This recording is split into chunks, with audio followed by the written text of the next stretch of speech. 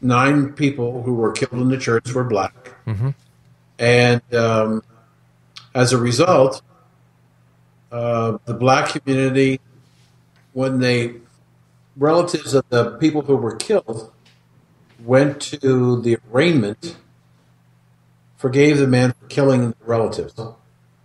That was a hard one for the liberal left to accept. What do you think made this case so different from the cases that we saw in Baltimore, the cases that we saw in Ferguson? What was the difference here? I think probably Christian values to start with, and a situation where they knew what the right thing to do was. There was a lot of controversy. In fact, I wrote an op-ed piece for thehill.com saying that, was this guy a terrorist or a psycho?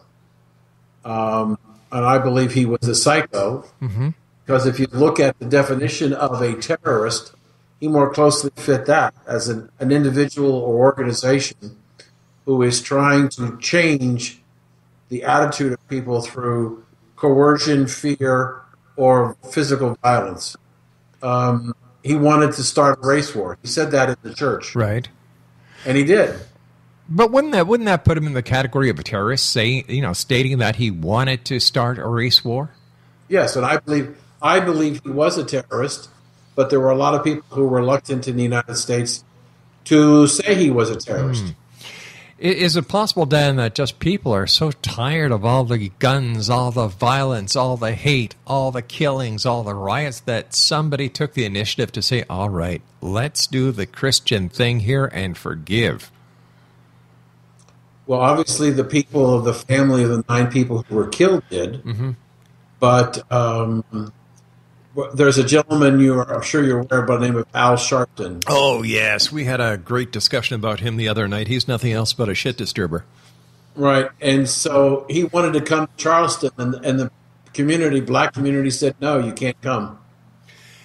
And so he wasn't there. Jesse Jackson wasn't there. None of the black radicals were there. Yeah. They just were not permitted to be there. Let me ask you this, Dan. Why is Al Sharpton kept in so high regard with President Obama? Well, there's a great question. I think you stumped me. I think that Obama probably. I think maybe your phraseology could be changed.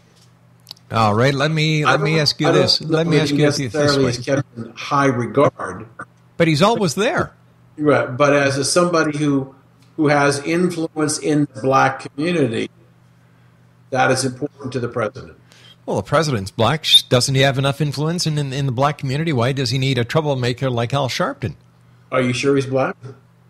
Well, he sure as heck looks like it on color TV.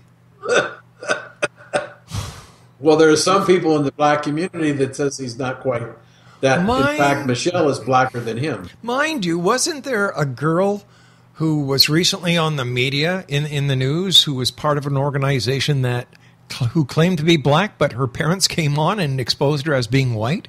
That organization was the NAACP, the National Association for the Advancement of Colored People. She was the executive director for the state of Washington. Wow. And she passed herself off as being black, which started a whole controversy. Yeah. And what we created is a new bias. We used to be concerned about racial bias or sexual orientation bias. Right. Or anti-women bigotry, and on and on and on. Mm-hmm. She created a new bias of, well, I feel like I'm being discriminated against because I think I'm black, even though she isn't black. And so I said in a piece that I wrote, okay, so let's see. I want to say, I want to be left-handed, blue-eyed, blonde, Caucasian males bias. and there probably will be somebody that will do that. I mean, and whether you saw the news today, we had the situation where the Supreme Court said it was okay for people of the same sex to marry.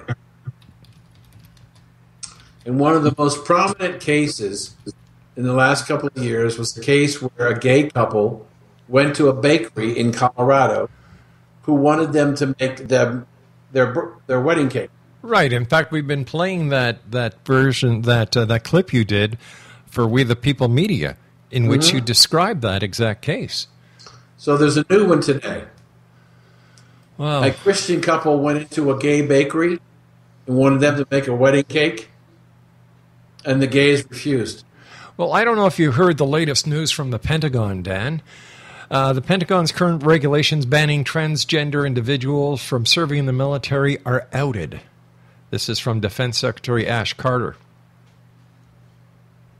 They're outed. I'm not sure I understand what that means. Well, now they can't stop a person who is a transgender from joining the military. Oh, so that's another bias that has to be protected. I wonder if Caitlyn, a.k.a. Bruce Jenner, is going to join the armed forces.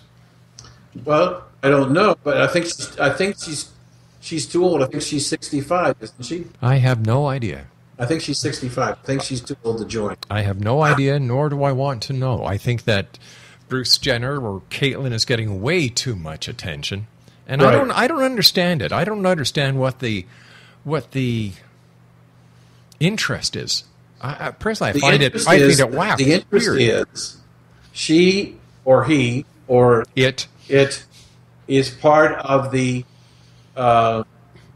LGBT group. And let's get good burgers? Well, possibly that could be the name of the group, but that's not the one I'm referring to. But what happens is that group was one of the driving forces behind the gay marriage situation that went to the Supreme Court. And so as a result, she is now in that group, or he or it is in that group of people that are, quote, protected by now the court. But, that group of people took 40 years of hard work getting this thing done, getting the U.S. Supreme Court to approve gay marriage in all 50 states. But there's a couple of issues here. Number one, within days of the Supreme Court issuing its ruling, their position was taken over by another group of people. And that is people who are saying now, well, why can't I have 3 wives? Oh, gosh. So there's a guy filed for a marriage license to get a second wife, and he's already told the clerk of courts, if you don't give me the license, I'm going to sue. There are people who are saying, well, if the court says that people of the same sex can marry, then when my son is legal age, can I marry him? This is a very sick world we're living in, Dan. Well, but I'm just saying the extension is how far do you want to push the boundaries? Yeah. And all I'm saying is that a movement that they had control of for 40 years, within days after the Supreme Court ruled, they lost control of their movement.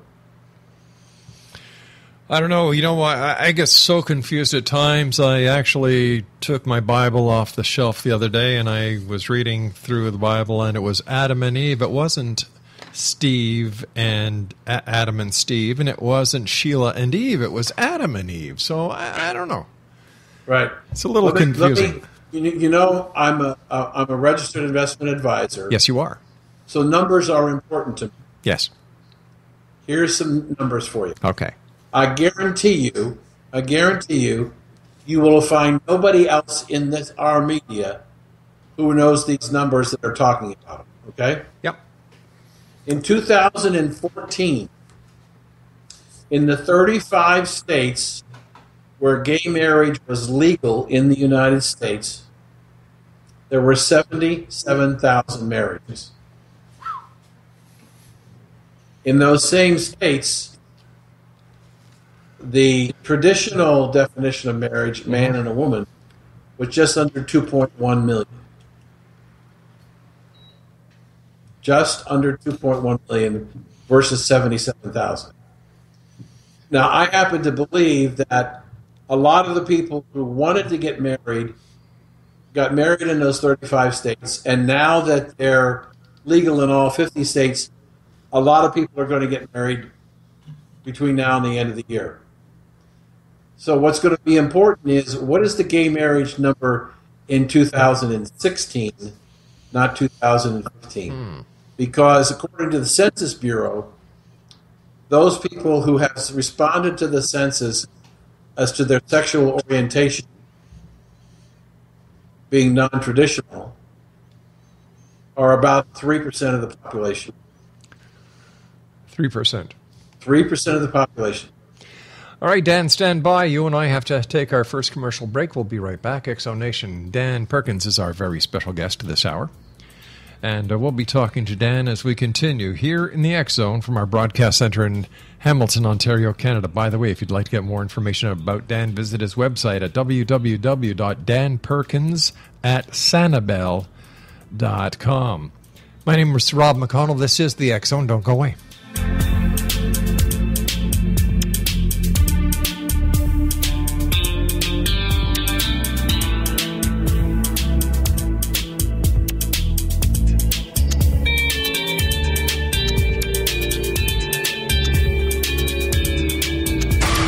One Florida drug dealer made a serious mistake when he dared peddle his poisons on the schoolyard of Robert W. Morgan's preteen daughter. Morgan, a budding film director, tracked him to his hidden Everglades lair where his meth lab mysteriously blew sky high. When Morgan's demands to police to make grammar school playgrounds safer from drugs were ignored, he sought the counsel of CIA operative Frank Sturgis. Again, he was warned to give up what was becoming an obsession. Instead, Robert used his reputation as a filmmaker to infiltrate the mafia by stroking their egos and offering to make films for them offshore so they could import them as foreign product without paying taxes. When they agreed to build him a studio in Panama, Robert called the DEA and FBI and offered to work undercover. In time, their combined efforts revealed how the mob was secretly laundering billions of dollars through the Vatican Bank in Rome before returning to the States as foreign investments. Now read Morgan's story, Citizen Spy, Vatican Cover-Up, The Mob, Money Laundering, and Murder, available at Amazon.com, BN.com, and Borders.com.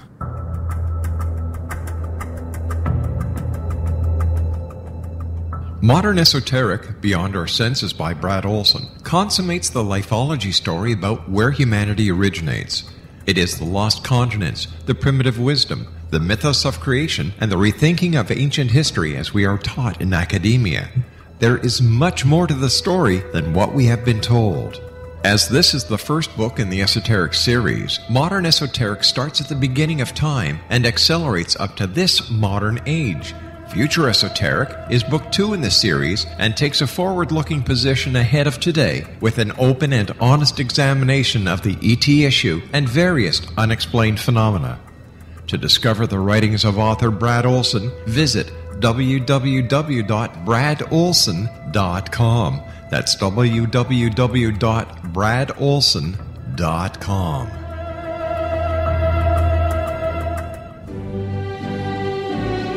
Fartlets, fartlings, pongies, and honkers. They have so many names, makes you go bonkers. Rear tempest, butt bubbles, bottom burps, all aside. Why does it smell like a little rat died?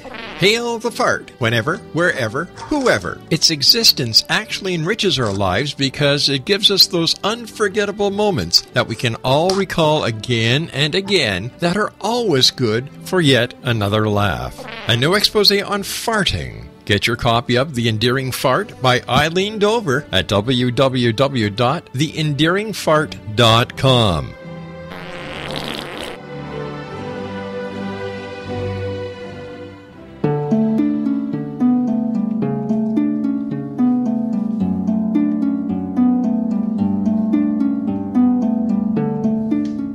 Manifestation is driven by imagination, intent, and passion. In our culture, all three have been distorted and disabled by modern media and exploitation. Re-engage your imagination and your passion by entering into the world of paranormal romance.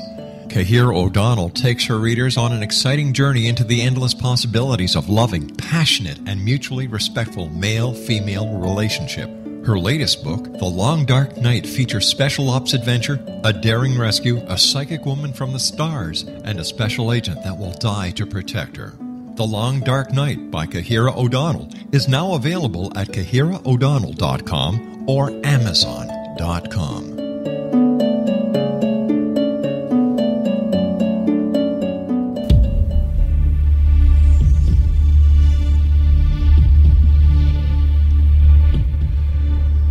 Welcome back, everyone. Dan Perkins is our special guest this hour. www.danperkins@sanibel.com is his website. Dan, what about the flag that was flying in front of the government buildings in South Carolina? So on the grounds of the state capitol in Charleston. Charleston, yeah. You know, what's your take on that? Should the flag have been taken down, or should the flag have been able to remain flying to preserve history, as so many people said? You know, there's an old saying is that people who do not understand their past are destined to repeat it.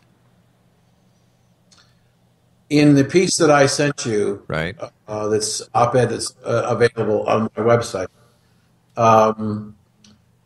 what I basically say is that what's going on is an attack from the left making everything and everybody racist. For example, when they had nothing that they could do as a result of the shootings in the church, they had to turn to another subject. And in this case, they turned to the flag on the ground. And what they did was they said that the flag in and of itself was racist because it reflected the persecution and the hostages of slavery in the United States.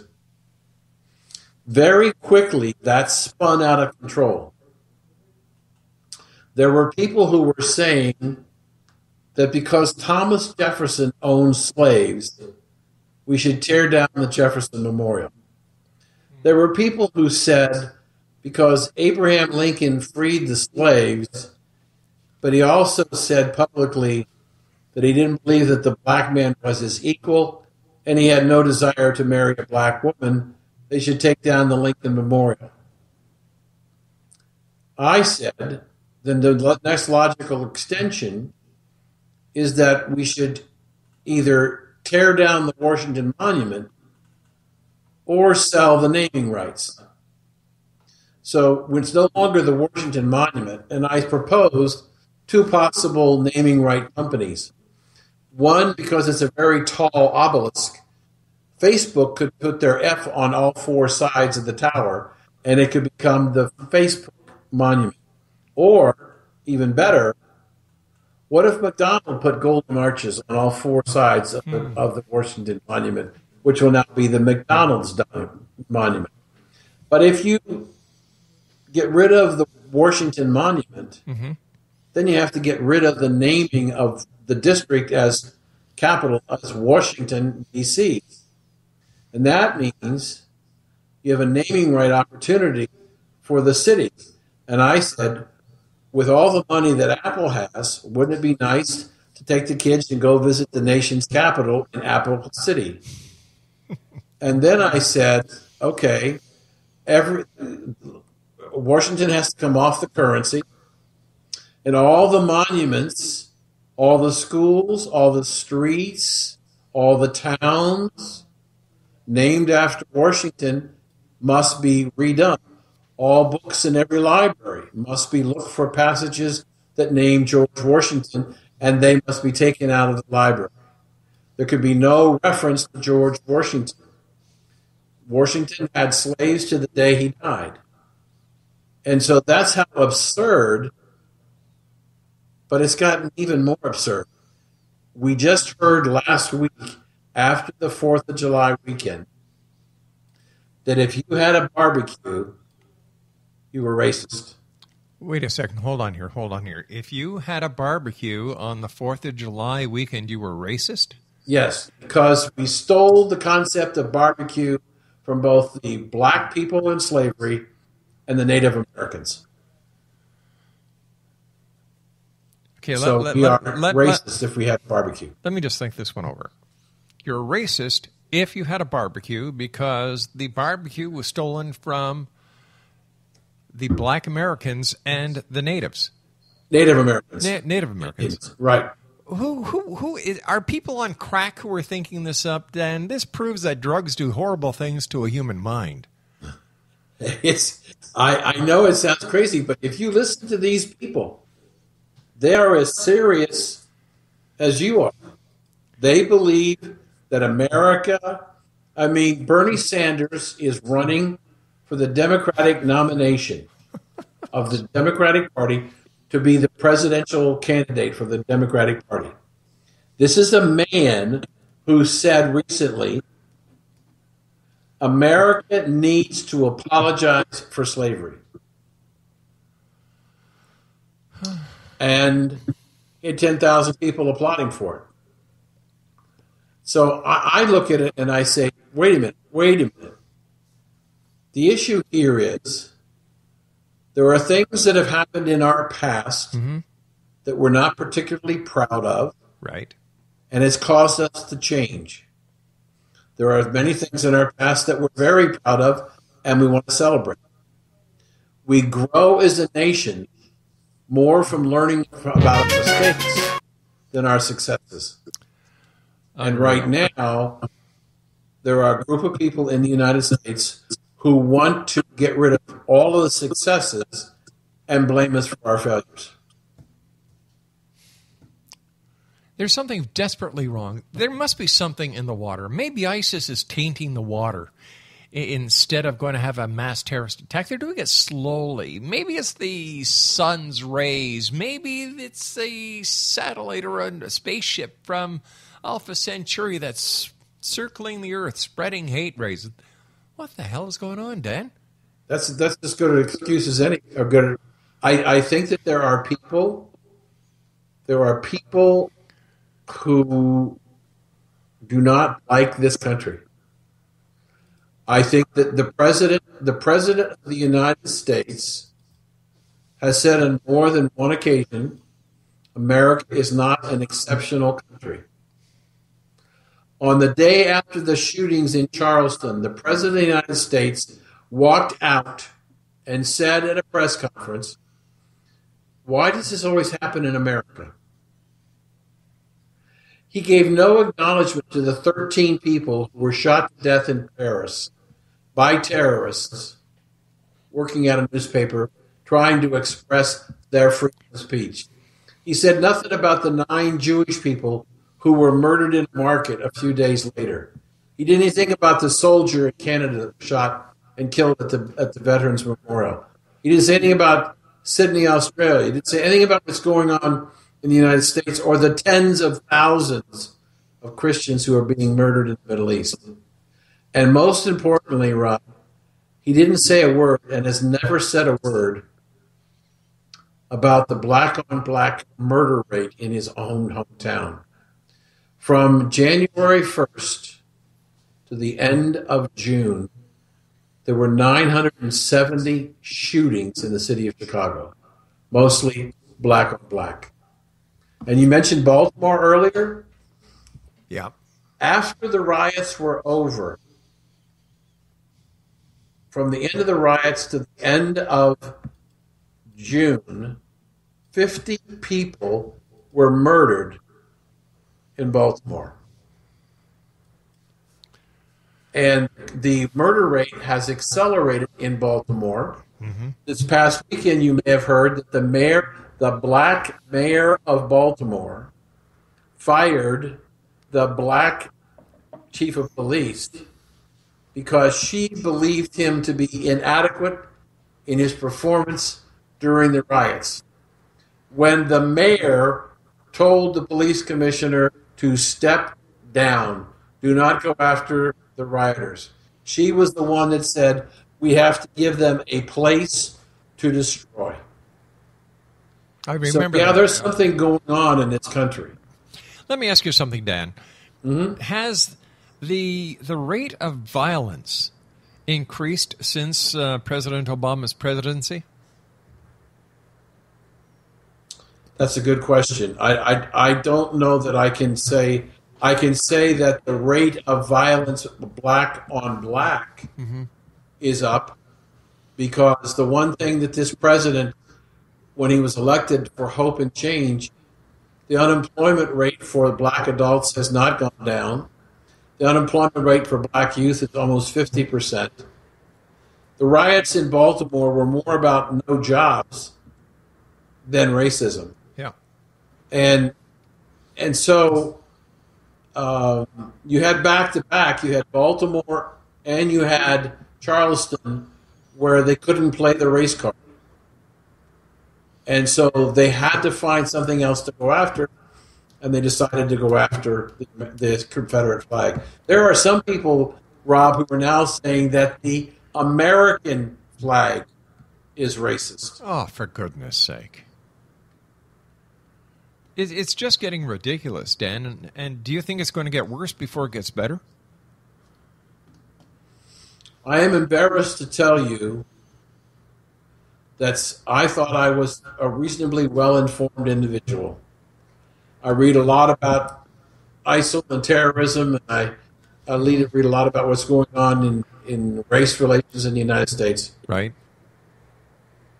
But I have to openly admit to you that until the woman was shot on the boardwalk in San Francisco, oh my God, that was awful. I knew absolutely nothing about sanctuary cities in the United States.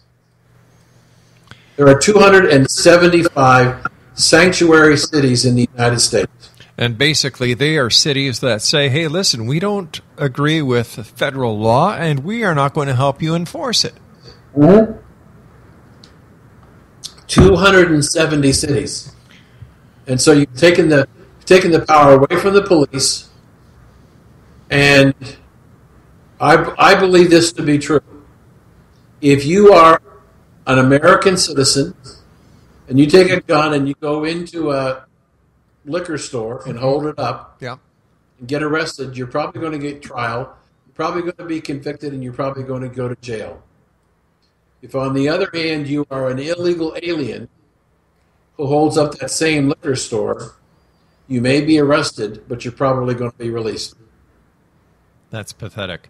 It's so ironic how just after a few days of Donald Trump saying what he said about the Mexican, illegal Mexicans that are in the United States, everybody got on Donald Trump like, flies to a piece of crap. But it turns out that Trump was right. Well, let me tell you something. Let me tell you something about American politics. If you want to find out who the Democrats fear the most, look at who they attack. And they went after Trump big time. Boy, they sure did. But unlike the rest of the politicians in the past who have caved, he didn't cave. And then you had the murder on the boardwalk in San Francisco by a gentleman who had been deported 5 times. 5 times. And I had lunch today with a former admiral from the Navy, right, lawyer, and we talked about that. He believed the young man when he said it was an accident. He found this gun underneath the park bench that he was sitting on, and he opened it up out of a rag, and it discharged and shot the girl. Now, later it was found that the weapon belonged to a person, a federal agent. They didn't say what department, And I said to my friend, what agent for any federal agency that carries a gun stores it in a rag stuck under a bench on the boardwalk in San Francisco? He said, you got a point there. Well, according to the reports that I heard, was that the agent's gun was stolen out of his car. It could have been stolen out of his car. But still, how does it get under a park bench wrapped up in a shirt? Well, or a cloth, whatever it was. Right. That I don't know. Yeah. All I know is that this man had been deported 5 times on felon and was charged with different felonies, and he got off and he was taken and deported 5 times. There's something fundamentally wrong, Rob, when a person who's been deported comes back 4 more times. I agree with you 100%, my friend. Please stand by. We've got to take a short break. Exo Nation, Dan Perkins is our special guest. www.danperkins@sanibel.com. That's DanPerkinsAtSanibel.com. And we'll both be back on the other side of the short break as we continue here in the X Zone from our broadcast center in Hamilton, Ontario, Canada, and around the world on the Starcom Radio Network. Little children aren't the only ones afraid of the dark. Millions of soldiers return from war zones with PTSD, anger, frustration, fear, and loneliness, much of which surfaces during the darkness of the night. You have the chance to change the lives of these American heroes. Songs and Stories for Soldiers.us provides free MP3 players for these men and women. With a list of 3 million songs in 16 different styles, 100,000 audiobooks, and 30,000 old-time radio programs, every veteran can find something to soothe and comfort them at no cost. All our players contain an 8-hour audio program designed to help veterans fall asleep. With 1,500 plus vets now participating, it's our goal to deliver 10,000 audio players this year. Go to our website at songsandstoriesforsoldiers.us. Help us help a veteran make it through the night.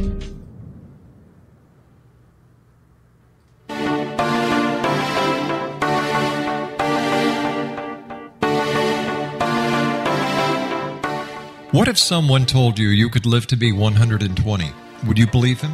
What if he told you the Bible guaranteed it? All you needed to do was follow his rules and buy his products. Would you do it? What if you invested 20 years of your life in him? What if he tested his substances on your child? What if your child became brain damaged as a result? Meet Dr. Tyler Belknap, a fast-talking Texas admin turned health guru. At the helm of a vast health food and supplement empire, he has established himself as the authority on nutrition and longevity. But what his followers don't know is that his products are laced with bizarre psychoactive substances from genetically modified plants developed in his very own secret lab. No wonder his customers can't stop using them. Tyler Belknap will stop at nothing to keep his edge in the market, even if it means experimenting on children. Chasing 120, a story of food, faith, fraud, and the pursuit of longevity, a novel from the pen of political cartoonist Monty Wolverton, is an easy and entertaining read full of rich characters and intrigue. It hits home in a world filled with all kind of hucksterism and offers a glimpse of what can happen when GMO technology falls into the wrong hands. Chasing 120 by Monty Wolverton. Get your copy today at www.ptm.org/120 or on Amazon.com.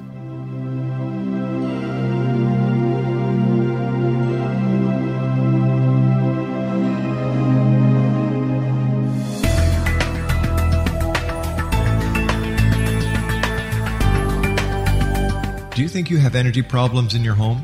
Do you feel better when you're away than when you're home? Joey Korn is a global leader in the world of dowsing who specializes in personal energy clearing and space clearing. He can help you create an ideal energy environment in your home no matter where you live in the world. Learn about his remote spiritual house cleaning services and much more at www.dowsers.com. You can get Joey's book, Dowsing, A Path to Enlightenment, as well as other dowsing books and tools, Kabbalah books, and Walter Russell books. Joey's work is really amazing. Go to dowsers.com right now. That's DOWSERS.com or call 1-877-DOWSING. That's 1-877-369-7464.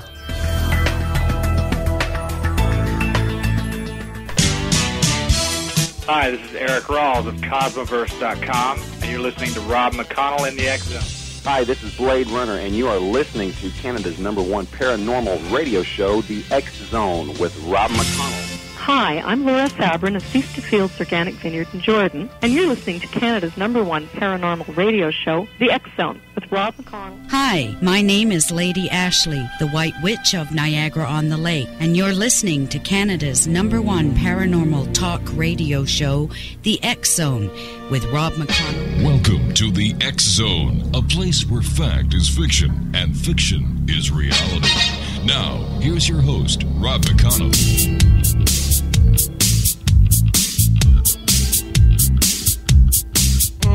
Welcome back, everyone. This is the X Zone. I am Rob McConnell. We're coming to you from our broadcast center in Hamilton, Ontario, Canada. If you'd like to send an email, xzone at xzoneradiotv.com on all social media sites, xzoneradio at... No, it's just X-Zone Radio TV on all social media sites. Getting a little ahead of myself here. And if you'd like to listen to the X-Zone 724, 365, www.xzoneradiotv.com. My guest this hour is Dan Perkins, www.danperkins@sanibel.com. Dan, the ongoing Iran nuclear deal is still in the works. Do you think it'll ever get ratified? And if it does, do you think it's going to be a good deal or a bad deal for the U.S.? Well, that's a great question, Rob. I think you phrased it extremely well. You said, will it ever get ratified? Yep. If the president, who has said on more than one occasion through Secretary of State Kerry that he believes he has the power to execute this treaty without Congress, if the president does that, then it violates the Constitution. Now that creates a real interesting question, because the president in his oath of office is sworn to protect and defend the Constitution of the United States. Right. If he chooses to ignore the Constitution and the balance of powers, where it says under Section 2, Article 2, that the Congress, specifically the Senate, has the responsibility of ratifying all treaties, then we got a serious constitutional problem in the United States. But let's suppose that he doesn't sign it. He brings it to the Senate, which is the governing body to determine whether or not to sign the treaty. Right. I don't see any way in hell that the Senate approves it. I just don't. So basically, what are they doing? What are they trying to accomplish? It's nice having Secretary Kerry over there and working to come to some sort of peace accord. But if the Congress or the Senate are not going to ratify it, what's the sense of all this? Well, I think that there's probably in his mind that he has, through his persuasive abilities, the abilities to convince the Democrats, and the challenge for him, however, is that treaties require a 2/3 majority, not 60%, 2/3. But I think he thinks egotistically that he will have enough persuasion that he can convince 66 senators to approve the treaty. I think, it could snow in July on Sanibel, but not likely. I just don't see how the Congress passes it. And remember that the sanctions, part of the sanctions that are imposed on Iran, were imposed by the U.S. Congress part of them were imposed by the UN. The Ayatollah has been clear that the sanctions must be lifted before they will sign the treaty. Whether or not that's going to happen or not, I don't know. But I would have to say I want to see what the terms and the conditions are of the treaty, but I can't imagine that there is 2/3 of the Senate that would agree to allow Iran to continue to develop nuclear weapons. What surprises me is that the other 5 nations don't seem to be very vocal about the issue. I guess they do some trade with Iran, and they'd like to continue to do trade. But if by some fluke our Senate would approve the treaty, you're going to have nuclear proliferation in months in the Middle East. I believe that Saudi Arabia will, which is a principal funding country for Pakistan, will go to Pakistan, and they will. I don't know whether you have them in Canada, but we have them down here. They're called Costco. They're big warehouses. Yeah, we've got one. In fact, I'm a member. Yay! Yeah, me too. Attaboy. Only the warehouse that Saudi Arabia is going to, the Costco warehouse that Saudi Arabia is going to go to in Pakistan is the nuclear arms warehouse. I understand that's called Bombs R Us. Yeah, and they're going to say, I want 12 of those and 15 of them, and have them delivered by next Tuesday. I mean, they're not going to develop their own program. They're going to buy it already done. And I suspect you're going to see the same thing from Europe, or from Egypt. You'll probably see it from Jordan, Kuwait. You're going to start a nuclear situation in the Middle East that can only turn out to be, as I keep saying to people, read my book 1, because that's what's going to happen. Speaking about going and buying things, Greece has made a turnaround, and they are now going to be taking their 3rd bailout from the European Union. Like, doesn't the rest of the European Union get it that they're just going to default on this one as well? Well, that's a great comment. That's what I've been doing a lot of interviews for the last week on. If you look at what's going on, what's happening in the deal that was cut, the Greek leadership has to go back and pass by Wednesday certain things that have to be done. They have to pass it. Now, that means they got to get on a plane and they got to go back to Athens. They got to bring the parliament together, hash out whatever this is, and they're actually going to pass something by Wednesday. Well, what's happened is the Germans have said, if you don't demonstrate your commitment to this by passing these things on Wednesday, there ain't no money. And so there are other things that they have to get rid of. The electric company, they have to get rid of the phone company, they have to privatize them, they have to cut pensions. All these things that they were told that they needed to do with the last government, that the government tried to put in, the people threw them out, put in this new government in February, who said that they ran on the basis we're not going to do all this austerity and we're going to go on, who now realize 4 months later they got to do the austerity. Only it's even more severe. So until the Greek government and people can show the European bankers that they can do certain things, there will be no money forthcoming. And the banks will go dry, the money will be gone, and there will be no more advance of credit. And it's going to be on a very, very short leash.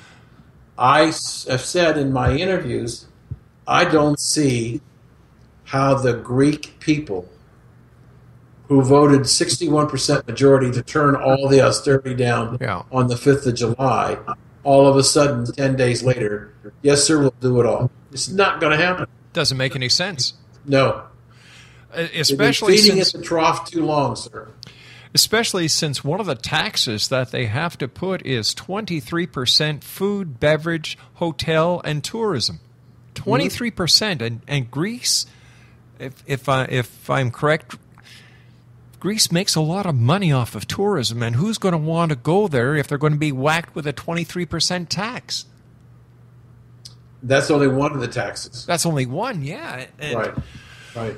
You know, so what happens if Greece doesn't get any money? They default. They withdraw from the EU, and they go back to printing drachmas. They walk away from their debt, and they start over again. So it's a win-win situation? Or would they be better off breaking away from the EU, saying, so long, I'm kissing my debt goodbye. Come on, gang, let's make our own money again, and away we go. Yeah, I think that's probably the likely scenario, is that either that or civil war inside of Greece.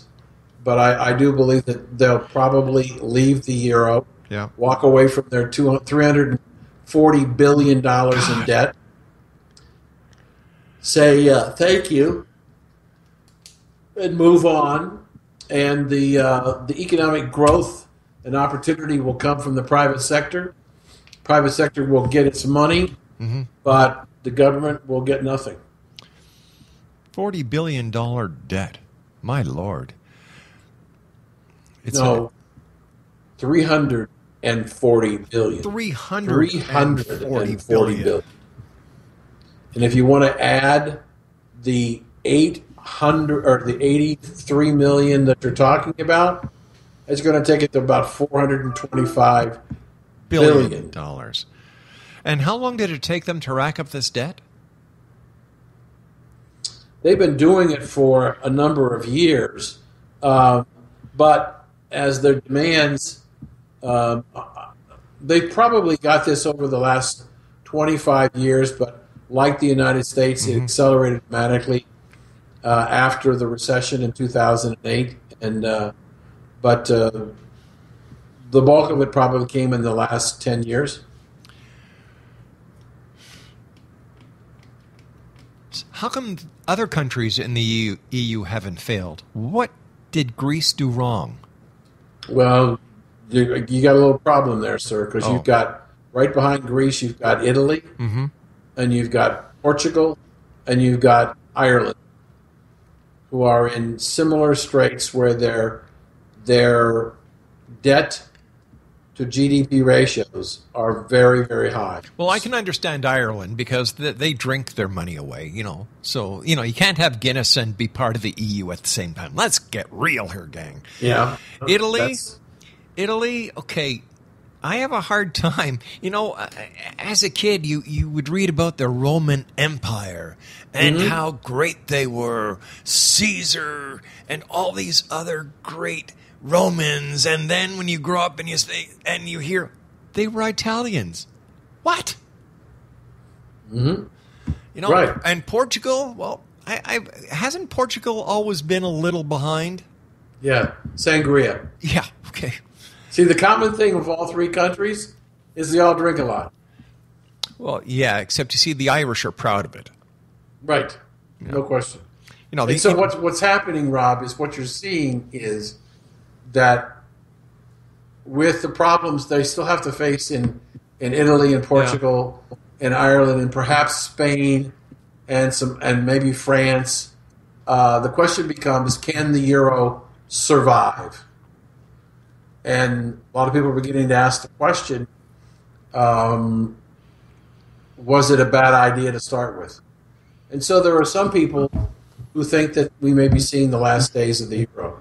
Now, there might be a lot of people out there who saying that I'm really hard on the Irish. Well, I am Irish. I'm proud to be Irish. And Dan, do you know what the difference between an Irish wedding and an Irish wake is? What's that? One less drunk. Okay.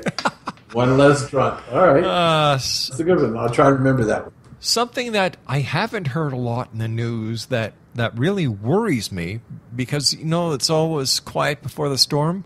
ISIS. Is what? Is quiet. We're not hearing anything about ISIS up here in Canada.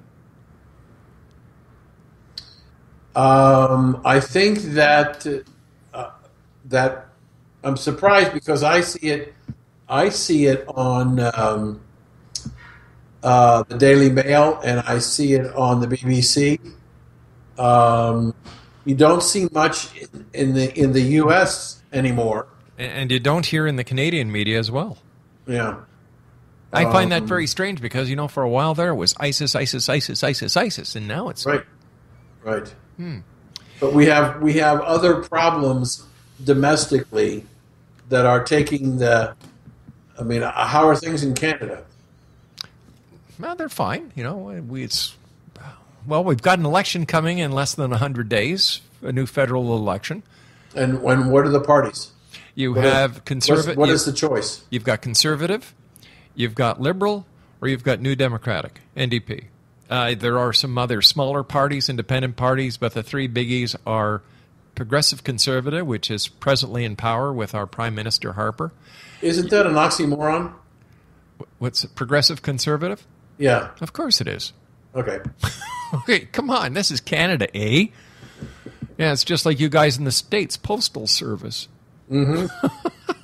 And why is it Xerox instead of Xerox? I don't know, Dan. I'm trying to figure all these things out along with you. So where is Canada as a country leaning as it relates to this election? What are the polls telling you?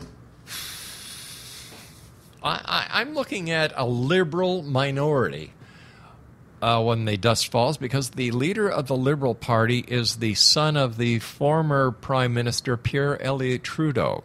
Justin Trudeau is the Liberal leader. He's young. He has a lot of ideas. He has, I believe, his father's ability. He's very charismatic, and he certainly has a joie de vivre, a love of life. He understands the people, but he is not liked by the hardcore progressive conservatives and the older people because he is so young. And he is his father's son, and God rest the soul of the former Prime Minister Trudeau, who passed away. I had the pleasure of meeting the Prime Minister Trudeau a number of times, and I liked him. I really did. He was a cool guy, especially when he came out with Fuddle Duddle. Remember that? Yeah. Yeah. Mind you, Margaret was a little off the wall, to say the least. She enjoyed her times with the Rolling Stones. But you know what? What the heck? You guys had Bill Clinton with Monica Lewinsky, and we had Margaret up here with the Rolling Stones. Right. So are you saying that Canada may be turning more liberal? Yes. Away from conservatism? Yes. So does that mean the budget's going to get blown up? Who knows? People want more from the government? It's hard to say at this time. It's really hard to say. I just think that Canada wants a change. They want to go in a new direction, and I think if anybody can do it, it's the young Justin Trudeau. Hey, listen, I've got about a minute before I have to go. Hillary Clinton said she never received a subpoena. CNN went to the Senate Judiciary Committee on Benghazi. They saw a copy of the subpoena. What does this do to Hillary Clinton's credibility that isn't already done? I think that Bernie Sanders is looking at two things, and I think a lot of Democrats are looking at them, and that is, how does Hillary handle herself in the Benghazi hearings? Mm-hmm. And two, how does she handle herself the first time she's on the stage with Bernie Sanders and the other wannabe Democratic nominees who go after her? Well, you know what we'll have to do, Dan? The day that these what are they called? Debates are on. We'll have to have you on, and we'll have to do a recap. The only way that I can see it being done by the one and only Dan Perkins. Hey, Dan, great talking to you again. Thank you so much for joining us. And I look forward to speaking to you again later on this week as we do more We the People. And thank you. Until then, take care of yourself, my good friend. Thank you, sir. Take care. Thanks for talking having me to you, Dan. I enjoyed it, as always. Me too. Thanks, buddy. Exonation Dan Perkins, www.danperkins@sanibel.com. I'll be back on the other side of this commercial break with Peter Kling as the X Zone continues right here on the Starcom Radio Network. Don't go away.